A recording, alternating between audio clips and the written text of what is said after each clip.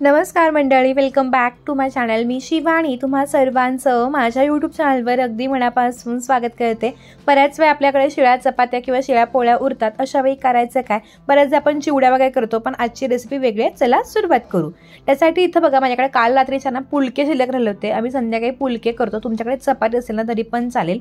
माझ्याकडे 3 ते 4 इतक्या पुलके उरले होते। आता इथं बघा, एका वाटीने ना 1 वाटी बेसन पीठ इतकं मोजून घेतलं।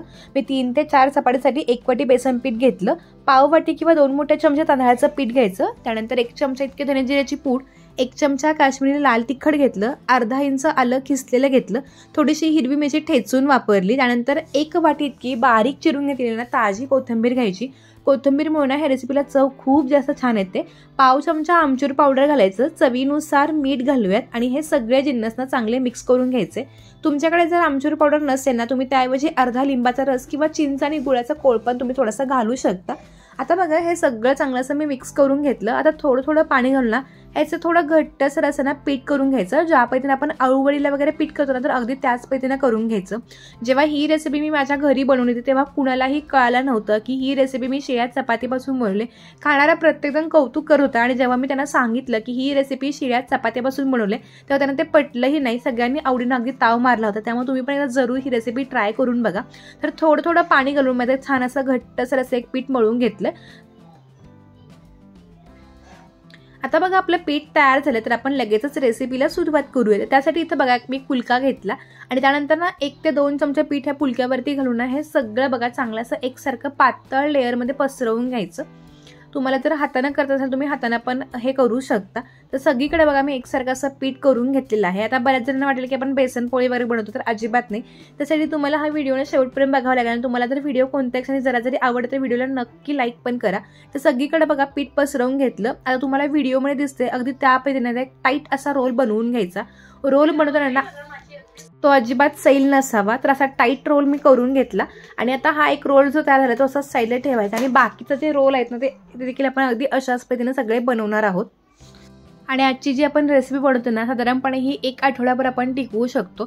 एकदा बनवून ठेवायची फ्रीजमध्ये, आणि ज्यावेळी तुम्हाला ही रेसिपी करायची त्यावेळी मस्तपैकी रेसिपी खायला घ्यायची। इतकी छान रेसिपी तयार होते, त्यामुळे तुम्ही नक्की करा। स्नॅक म्हणून करा, किड्स पार्टीला काहीतरी वेगळा मेन्यू म्हणून करा, किंवा संध्याकाळच्या वेळी काहीतरी छान खावंसं वाटतं त्यावेळी नक्की करा। असा मस्तपैकी हा मेनू आहे। तर सगळे जे रोल्स आहेत ते बघा माझे अगदी अशा पद्धतीने करून तयार झाले, आणि बाकी जे चपात्यांचे रोल्स आहेत ते पण आपण अगदी अशाच पद्धतीने आपण बनवून घेणार आहोत। तर सगळे रोल्स बघा माझे करून तयार झाले। आता स्टीमर मधली जी काही चाळणी असते त्याला थोडंसं तेल लावून मी ग्रीस करून घेतलं। रोल थोडेसे मोठे असल्यामुळे मी एकामध्ये 2 असे भाग करून घेतले, ज्यामुळे ते आपल्या स्टीमरमध्ये चांगल्या प्रकारे बसतील। आता बघा, एका वेळी चाळणीमध्ये किती रोल्स बसतात त्या पद्धतीने आपण हे रोल्स ठेवून घेणार आहोत।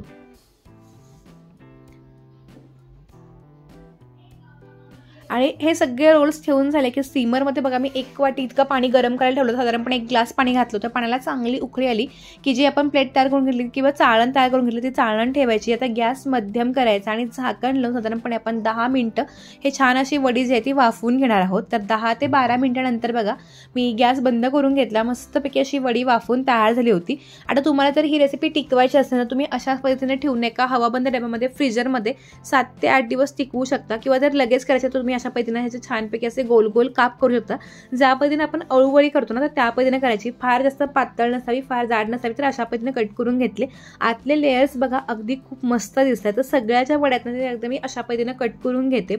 मला ही रेसिपी खूप आवडते, कारण बऱ्याच जणांना छान लागते, कळतही नाही की चपातीपासून बनवले। तर सगळे बघा माझ्या वड्या कट करून तयार झाल्या। आता इथं बघा एका कढईमध्ये तेल गरम करायला ठेवलं होतं। तेल चांगलं तापलं की गॅस मध्यम करायचा, आणि मध्यम गॅसच्या आचेवरती ह्या सगळ्या वड्यांना छानपैकी तेलामध्ये फ्राय करून घ्यायच्या। अगदी कुरकुरीत होतात, खाताना कळतही नाही की चपातीची अळूवडी बनवले। ज्यांना ज्यांना अळूवडीचा त्रास होतो, थोडंसं घशामध्ये खवखवतं वगैरे, तर त्यांनी मस्तपैकी चपातीची अळूवडी करायची। मुलांपासून मोठ्यांना सगळ्यांना आवडेल अशी मस्तपैकी ही युनिक आणि भन्नाट रेसिपी आहे।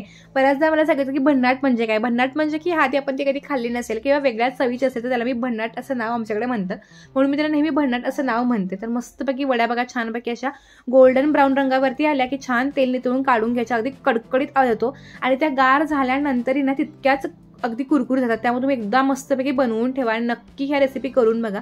तर ही गरमागरम चपातीची अळूवडी इथं मी टोमॅटो केचप सोबत सर्व केलेली आहे, खूप मस्त लागते, मुलांना कळतही नाही आणि मुलांना नक्की आवडेल अशी ही रेसिपी आहे। तर तुम्हाला माझी आजची रेसिपी कोणत्याही क्षणी जरा जरी आवडली असेल तर व्हिडिओला नक्की लाईक करा। माझे व्हिडिओ कोणत्या गावातून पाहता हे पण कमेंट करून सांगायला विसरू नका।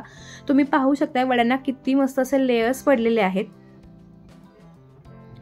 तुम्हाला माझी आजची ही चपातीची अळूवडीची रेसिपी आवडली असेल तर व्हिडिओला नक्की एक लाईक करून चॅनलला सबस्क्राईब पण करा। पुन्हा एकदा अशा छान व्हिडिओसोबत भेटूया, तोपर्यंत मस्त राहा, खात राहा, स्वतःची काळजी घेत राहा। धन्यवाद, बाय बाय।